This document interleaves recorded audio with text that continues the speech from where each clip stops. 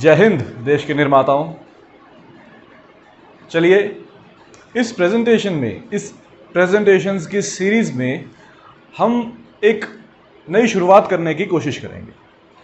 हम जानने की कोशिश करेंगे किस तरह हमारा भारत, हमारा देश, इसकी एक अलग पहचान है दुनिया में, किस तरह इसको अलग पहचान दी है हमारे संविधान ने, और किस तरह इस अलग पहचान देने वाले संविधान में अलग अलग विचारधाराएं एक मिश्रण में उपलब्ध हैं हमारे लिए।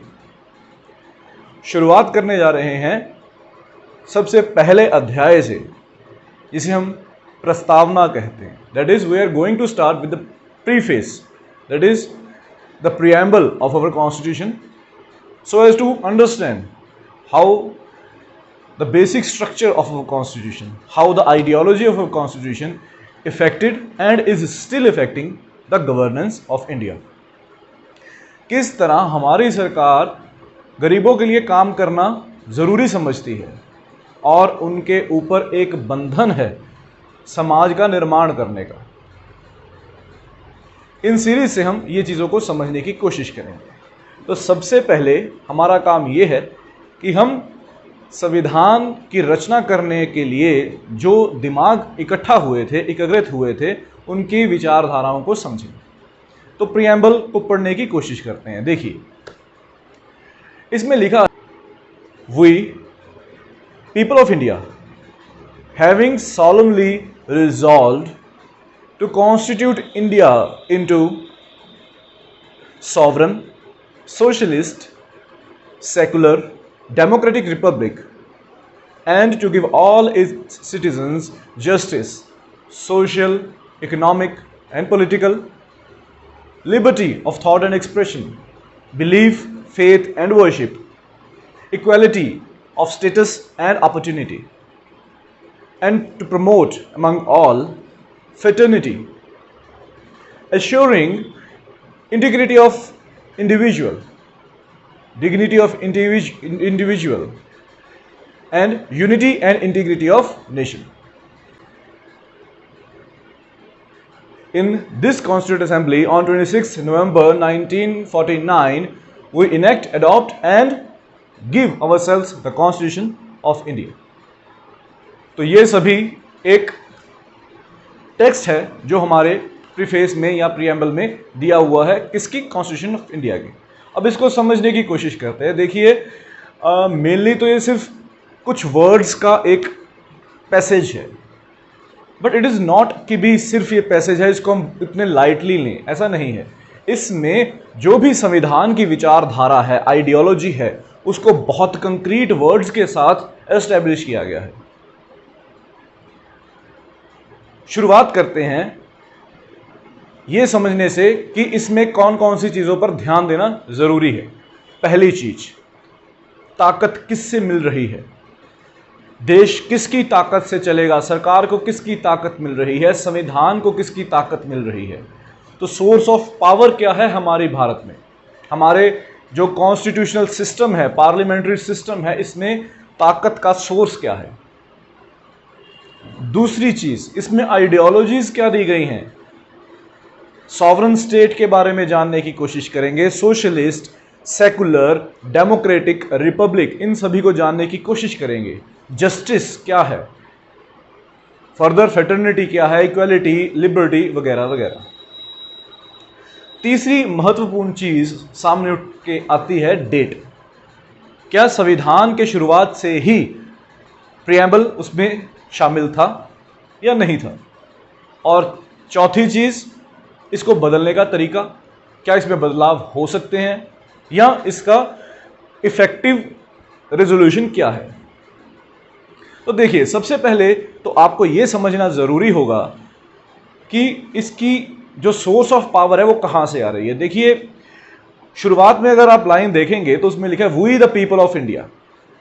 हम नागरिक, हम लोग, भारतीय लोग, भारतीय नागरिक जो हैं वो ताकत दे रहे हैं संविधान को। उन्होंने ताकत दी है खुद को संविधान को अपनाने की। I hope this is making sense. तो कॉन्स्टिट्यूशन किसने बनाया? हमने, पीपल ने बनाया। हालांकि ऐसा नहीं है, कॉन्स्टिट्यूट असेंबली ने वो सारा कुछ किया, पर हमारे बिहाफ पे ही वो सारा कुछ हुआ। That is the source of power is people of India. Secondly, what are these words, these pillars that constitute this elaborate structure of our constitution? ये कौन से वर्ड्स हैं, ये आइडियोलॉजी क्या है? तो जैसे सॉवरन, सॉवरन का मतलब होता है खुद के फैसले लेने के लिए इंडिपेंडेंट होना। तो अगर ब्रिटिश इंडिया की बात करें तो क्या वहां पे हमारे पास सॉवरेनिटी थी? क्या हम इंडिपेंडेंट थे, खुद के फैसले ले सकते थे? जी नहीं, ऐसा कुछ नहीं था, राइट? तो ये जो चीजें हैं ये हमें सॉवरन बना रही हैं। हम अपने देश के फैसले अपने बलबूते पे ले सकते हैं बगैर किसी फॉरेन इंटरफेरेंस के बाद। मूविंग ऑन, सॉवरेनिटी की एक और भी चीज होती है कि हमें किसी को अगर वर्ल्ड लेवल पर देखें, जियोपॉलिटिकल लेवल पर देखें, तो किसी को खुश करने की जरूरत नहीं है, किसी से परमिशन लेने की जरूरत नहीं है। हम अपने बलबूते पर अपनी भलाई के लिए, अपने इंटरेस्ट्स के लिए रूल्स वगैरह या अपनी पॉलिसी वगैरह उसका निर्धारण कर सकते हैं। Second, that is socialist. देखिए, सोशलिज्म, कम्युनलिज्म ये एक आइडियोलॉजी है जिसके बारे में हम यहां पे चर्चा नहीं कर सकते क्योंकि वो एक बहुत इलेबोरेट स्ट्रक्चर है। हम उसका एक छोटा सा हिस्सा लेके चलेंगे। हमारे भारत में सोशलिज्म किस तरह अप्लाई होता है। देखिए, हमारे भारत में as such socialism proper application उसकी नहीं है। हमारे यहाँ पे कैपिटलिज्म भी है, सोशलिज्म भी है, दैट इज हमारे यहाँ पे मिक्स्ड इकोनॉमी है। सोशलिस्ट क्या होता है? That is socialist, the word used is socialist. That is it would be the objective of the government to take care about the interests of the society, कि जो लोग सोसाइटी में हैं, चाहे वो गरीब हैं चाहे वो अमीर हैं, उनको उनकी भलाई के लिए काम करना। ऐसा नहीं है कि अमीरों के खिलाफ काम करना, ऐसा नहीं। Not the right approach. The government would be doing it's work for the betterment of the society, not the betterment of the poor or against the rich. Further, secular. Secular word का मतलब यह है कि धर्म से दूर रहना। जैसे फॉर एग्जाम्पल एक अथीस्ट है, if there is an atheist, he would not support any religion. वो किसी रिलीजन को सपोर्ट नहीं करेंगे। वो ये नहीं कहेंगे मेरा कोई रिलीजन है या मैं उस रिलीजन को फेवर करूंगा, इसके अगेंस्ट रहूंगा, ऐसा कुछ नहीं होता। उसी तरह स्टेट, दैट इज कोई भी एक देश, वो सेकुलर तब होता है जब उसका कोई रिलीजन ना हो। जैसे फॉर एग्जाम्पल पाकिस्तान की बात करें या अफगानिस्तान, तालिबान की बात करें, वहां पे स्टेट का एक रिलीजन है, दैट इज मुस्लिम और इस्लाम। हमारे यहाँ स्टेट का कोई रिलीजन नहीं है। आपको अगर ये लगता है कि हमारी स्टेट का रिलीजन हिंदुइज्म है, हिंदू है या सनातन धर्म है, ऐसा कुछ नहीं है। This is wrong, you are mistaken.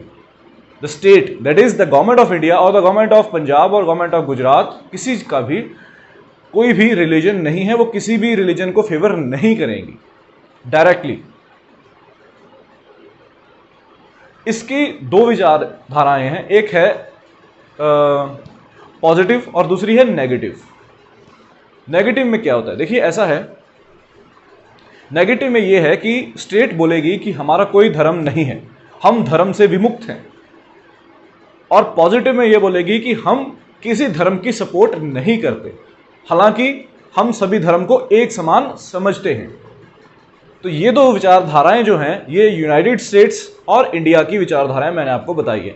Bharat में स्टेट ये तो कहती है कि स्टेट का कोई रिलीजन नहीं है, पर वो सभी रिलीजन को एक समान दृष्टि से देखती है, वो बिल्कुल विमुक्त नहीं है। अगर धीरे धीरे हम जब पढ़ेंगे, हमारे पास आगे जाके कुछ आर्टिकल्स ऐसे आएंगे जिसमें ये खास तौर पे मेंशन है कि अगर स्टेट चाहे तो रिलीजियस जो स्फीयर है किसी भी सोसाइटी का, उसमें वो इंटरवेंशन कर सकती है based on certain provision and certain preconditions or foregrounds. Let us move on.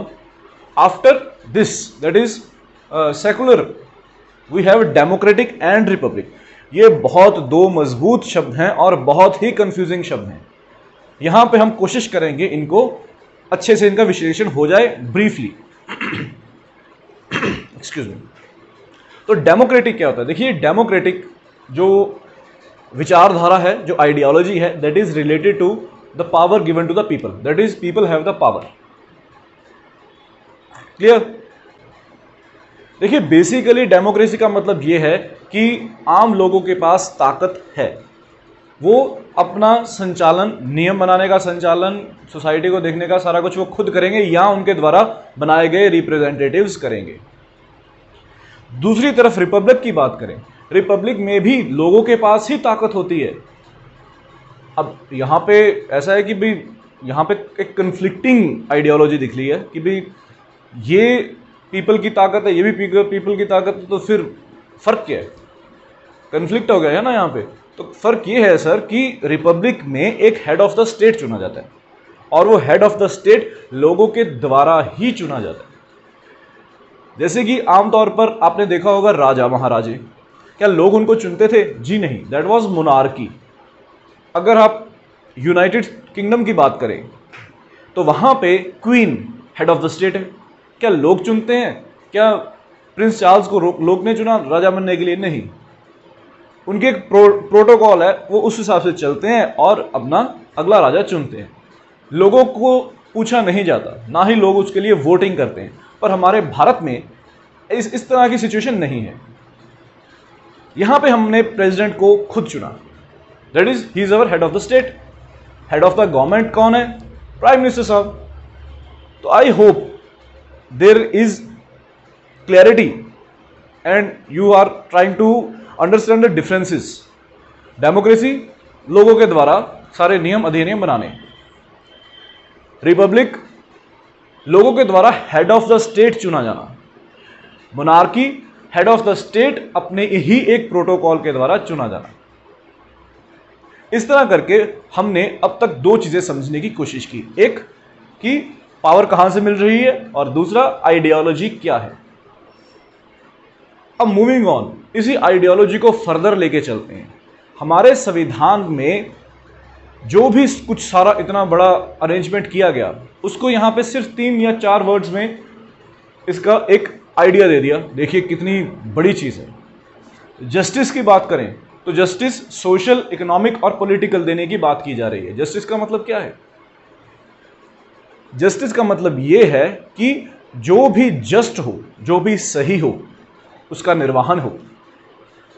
तो जो भी सोशली जस्ट हो, ऐसा ना हो कि गरीब को पैसे ही ना मिले, खाने के लिए चीज ना मिले, उनका शोषण हो, उनकी हरासमेंट हो, एक्सप्लॉयटेशन हो। तो सोशल जस्टिस इस चीज को देखता है। Directive principles of state policy में भी इसी चीज को कई जगह जगह पे बताया गया। सोशल जस्टिस, आर्टिकल नंबर 38 में सोशल जस्टिस की बात की जा रही है। फंडामेंटल राइट में सोशल जस्टिस की बात की जा रही है। जात पात को खत्म करो, डिस्क्रिमिनेशन को खत्म। अगर इकोनॉमिक जस्टिस की बात करते हैं तो इकोनॉमिक जस्टिस में देखिए जितनी भी डिस्पैरिटी है हमारे भारत में, उसको कम करने की बात सामने आती है।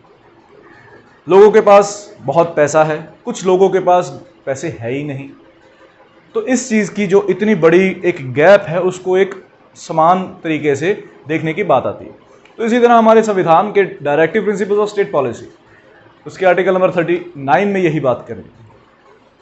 औरतों और मर्दों की जो सैलरी में डिस्पैरिटी है, उसकी बात कर रहे हैं। इस तरह करके चल रहा है। हम आने वाले प्रेजेंटेशंस में उसके बारे में बात करेंगे। Further political justice, political justice हमारे भारत की एक नींव है। कैसे? देखिए, हर एक एडल्ट के पास फ्रेंचाइज का अधिकार है, दैट इज वोटिंग का अधिकार है।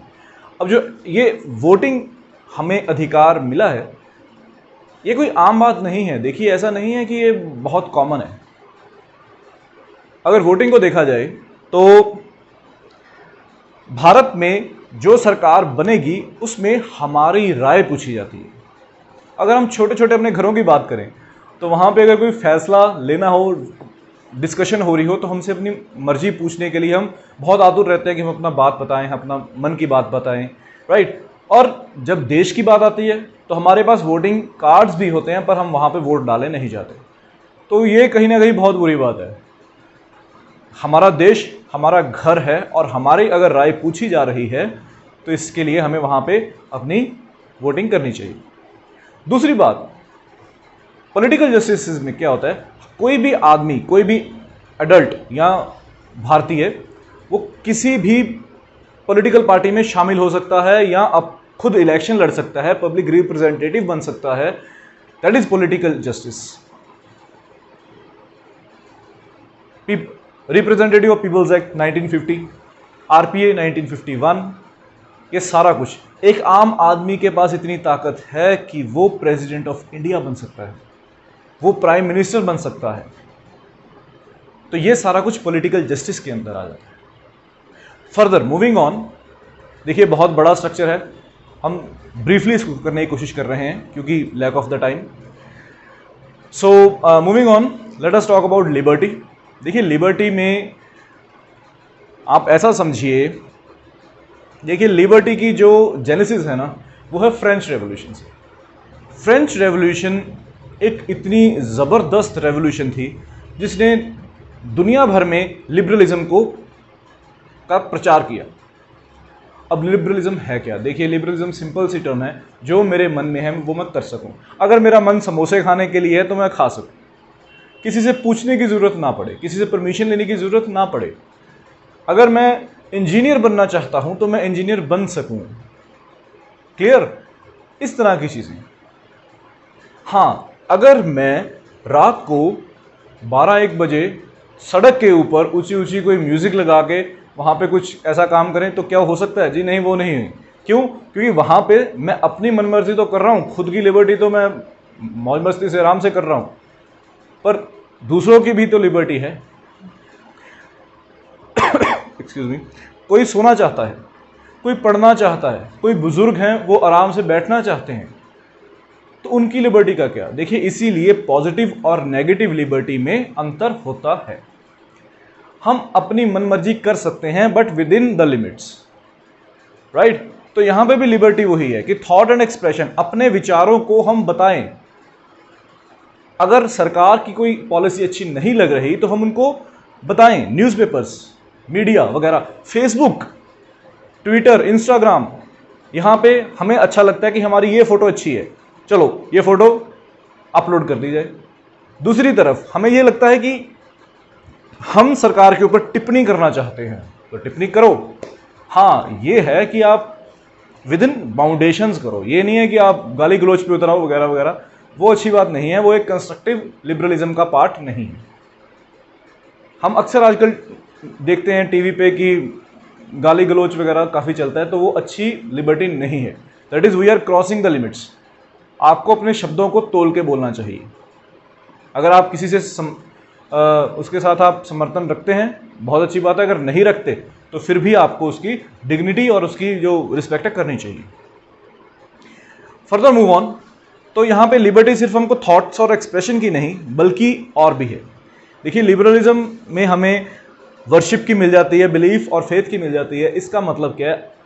अगर मेरा दिल करता है मुस्लिम या इस्लाम के साथ ताल्लुकात रखने के लिए, उसके बिलीव को प्रोफेस करने के लिए, तो मैं उसको खुशी खुशी कर सकता हूँ। उसी तरह अगर आपका दिल करता है आप सिखिज़म, क्रिश्चियनिटी, हिंदुइज़्म, किसी धर्म को भी आप उसमें बिलीव रखो या उसमें आप उसको वर्शिप करो, तो आप वो कर सकते हैं, आपको कोई रोकेगा नहीं। खासतौर पे स्टेट नहीं रोकेगी, फैमिली रोकेगी या नहीं रोकेगी वो अलग बात है। क्लियर? तो इस तरह की हम ये सारा कुछ कर रहे हैं विद रिस्पेक्ट टू स्टेट के हिसाब से। Let us move on. Then comes equality. Equality is given by two things, that is status and opportunity. What is status? Status means, let us say equality of law. What does that mean? Dicey के हिसाब से rule of law होना चाहिए, equality of law होनी चाहिए। Equality of law क्या चाहिए? देखिए लॉ के सामने हर आदमी बराबर है, उसके सामने कोई भी अमीर नहीं है, गरीब नहीं है, जात पात नहीं है वगैरह वगैरह। That is everyone is same, everyone shares the same status in front of law. Clear? Further, what is opportunity? Opportunity का मतलब ये है कि लोगों को बराबर अपॉर्चुनिटी मिलनी चाहिए। मतलब सिंपल है कि ऐसा नहीं है कि एक ही तबके के लोगों को अपॉर्चुनिटी मिले, उनको नौकरियां मिल जाएं, उनको वगैरह वगैरह सारा, हेल्थ मिल जाए, एजुकेशन मिल जाए वगैरह वगैरह। अगर आप प्री इंडिपेंडेंट इंडिया की बात करेंगे तो एजुकेशन कुछ लोगों को मिलती थी, नौकरियां बहुत कम लोगों को मिलती थी। या अगर प्रमोशन की बात करें तो मिलिट्री में प्रमोशन बहुत कम हुआ करती थी, एक लेवल तक होती थी, उसके ऊपर नहीं हुआ करती थी। तो ये जो अपॉर्चुनिटी है ये समान होनी चाहिए। तो इस तरह ये वाली चीज़ें सामने आई। फिर आती है फ्रेटर्निटी की बात। देखिए, फ्रेटर्निटी इज ब्रदरहुड, भाईचारा, आपसी भाईचारा। तो अगर हम समाज का निर्माण करना चाहते हैं तो उसके लिए हमें भाईचारा रखना होगा। एक दूसरे के साथ लड़ाई खत्म करें, संविधान कह रहा है, प्रीएम्बल कह रहा है, एक दूसरे के साथ भाईचारा रखें। फॉर एग्जाम्पल अगर बात करें हम दो स्टेट्स की, तो कुछ स्टेट्स में आपस में रंजिश हुआ करती है, या स्टेट के अंदर ही लोगों में रंजिश हुआ करती है। तो वो जो रंजिश है उसको खत्म करना चाहिए, इसे कहते हैं फ्रेटर्निटी। क्या कारण है? देखिए, फ्रेटर्निटी में ऐसा है कि अगर आप किसी को रिस्पेक्ट देते हैं, आपको रिस्पेक्ट मिलेगी। आपकी जो डिग्निटी है, एक इंडिविजुअल की डिग्निटी है, वो एश्योर रहेगी। एक चीज़ तो ये होगी, और दूसरी भाईचारे का फायदा क्या होगा? हमारे देश के लिए फायदा होगा, उसकी यूनिटी और इंटीग्रिटी इंटैक्ट रहेगी। तो यही चीज़ हमारे प्रीएम्बल में लिखी हुई है। मूविंग ऑन, तीसरी चीज़ हमारे यहाँ पे आ जाती है। देखिए, अभी दो चीज़ें कर ली, एक तो हमारा सोर्स ऑफ पावर कौन है, और दूसरा आइडियोलॉजीज क्या क्या जुड़ी हुई हैं। तीसरी चीज़ हमारे यहाँ पे देखने के लिए मिलती है कि किस दिन या एक तारीख। देखिए, इसके लिए हमें थोड़ी सी हिस्ट्री देखनी पड़ेगी। Preamble was not the part of constitution in the early stage. Initially उसका पार्ट नहीं था। तो सर ये पार्ट बना कैसे? इसकी एक कहानी है। नेहरू साहब, हमारे चाचा नेहरू, तो उन्होंने क्या किया, एक ऑब्जेक्टिव रेजोल्यूशन रखी कॉन्स्टिट्यूंट असेंबली के सामने। तो वो रेजोल्यूशन सभी को पसंद आ गई। वो कहते हैं हाँ, ये तो नेहरू साहब ने बहुत अच्छी बात की है, ऐसा भी होना चाहिए, ऐसा भी होना चाहिए। आइडियोलॉजिकल रेजोल्यूशन थी वो। तो उसके ऊपर ना सभी का एक समर्थन बन जाता है, और वो सभी कहते हैं कि इसको ना हम प्रीएम्बल बना देते हैं। तो वो प्रीएम्बल बनकर तैयार हो जाता है 26 नवंबर 1949। पर यहां पे ना एक थोड़ा सा कंफ्लिक्ट पैदा हो जाता है। अब देखिए, कॉन्स्टिट्यूशन यहां पे है, वो अपने आप में एक कॉन्स्टिट्यूंट असेंबली बना रही है। प्रस्तावना जो है उसके ऊपर तो कोई भी चर्चा ही नहीं हुई, वो तो रेजोल्यूशन पास हुई। और तो क्या ये आपस में पार्ट हैं एक दूसरे का, या ये अलग अलग देखना पड़ेगा? तो इसके ऊपर देखिए क्या हुआ। जब इंडिया और पाकिस्तान में बॉर्डर इशू चल रहा था, बॉर्डर इशू मतलब बॉर्डर बना रहे थे, तो दो पाकिस्तान थे, ईस्ट पाकिस्तान और वेस्ट पाकिस्तान। ईस्ट पाकिस्तान की तरफ जो हमारा बॉर्डर बनकर तैयार हो रहा था वो बहुत कॉम्प्लिकेटेड था, बहुत सारे एनक्लेव्स थे। ये पिछले दिनों में भी बहुत सारे एनक्लेव्स रहे हैं, और मोदी सरकार ने उसके ऊपर कुछ पैमाने बनाए हैं, कुछ प्रोविजंस दी हैं, जिसके कारण उसको थोड़ा सा सेटल करने की कोशिश की। क्या किए, कैसे किए, वो हमारा यहाँ पे डिस्कस करने का नहीं है। तो हम यहाँ पे सिर्फ ऑब्जेक्टिवली वहाँ पे देख रहे हैं। तो हुआ क्या, वहाँ पे एक गांव का झुंड था, या छोटे छोटे गांव थे। तो बेरूबारी नाम की भी एक जगह थी। उसको हमने सोचा कि चलो हम बॉर्डर को सेटल करना है ना, तो हम इंटरचेंज कर लेते हैं, वहाँ से कुछ ले लेते हैं, हमारे कुछ ले लेते हैं।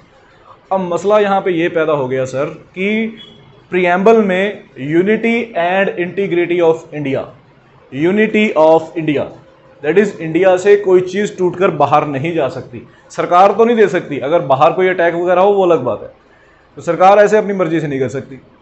बेरूबारी के लोगों का सुप्रीम कोर्ट में इशू आ जाता है।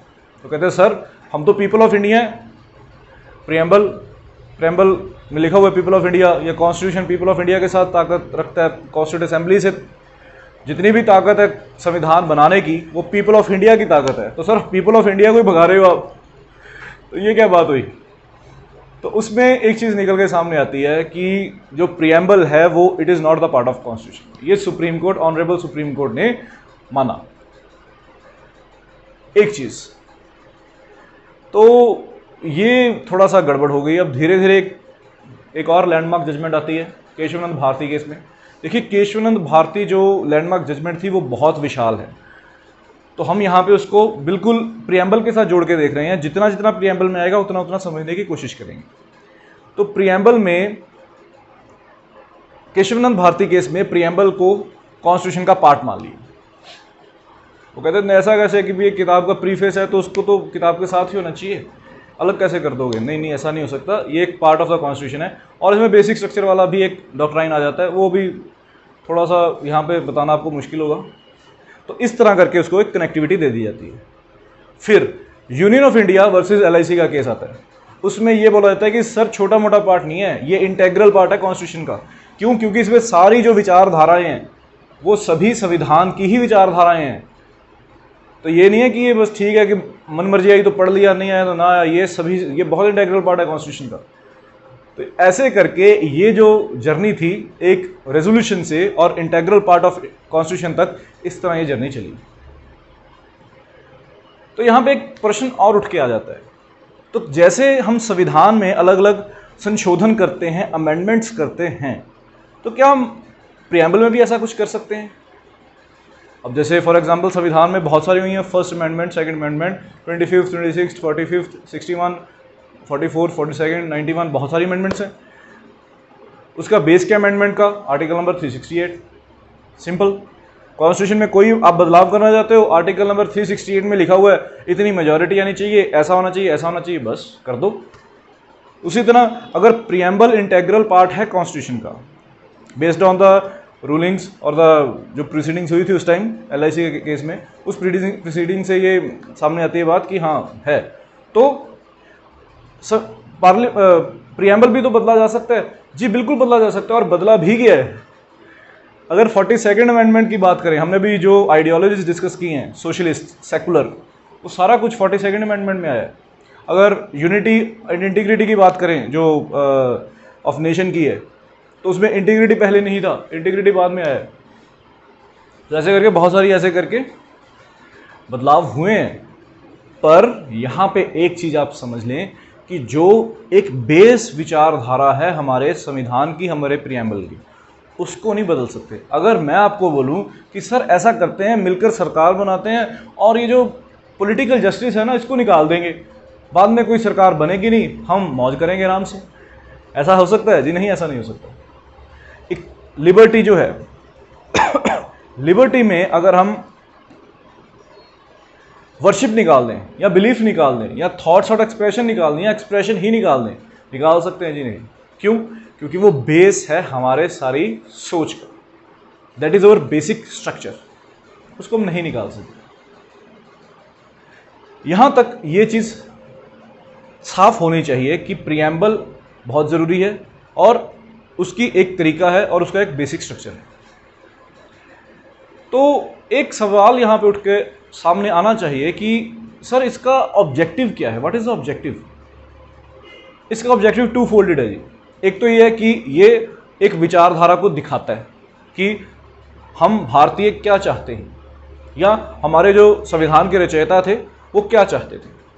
दूसरा, ये निर्देश देता है, ये डायरेक्शन देता है किसको? सुप्रीम कोर्ट को, गवर्नमेंट को, जब भी कोई एक डिल्यूजनल एलिमेंट आ जाता है इनके सामने कि हमारी दिशा क्या होनी चाहिए, हमारे देश की दिशा क्या होनी चाहिए। हमारे देश की दिशा जस्टिस की तरफ होनी चाहिए, बिलीफ, लिबर्टी, एक्सप्रेशन इनकी तरफ होनी चाहिए। I hope this is making sense. तो प्रियम्बल खुद ब खुद में इतनी ताकत है कि वो सारे संविधान का एक निचोड़ निकलकर हमारे सामने रख देता है। देखिए ऐसा है कि हम जो यहाँ पे कर रहे हैं, क्योंकि हमारे पास देखिए एक टाइम फ्रेम होता है, राइट? तो टाइम फ्रेम में इतना ही हम कर सकेंगे।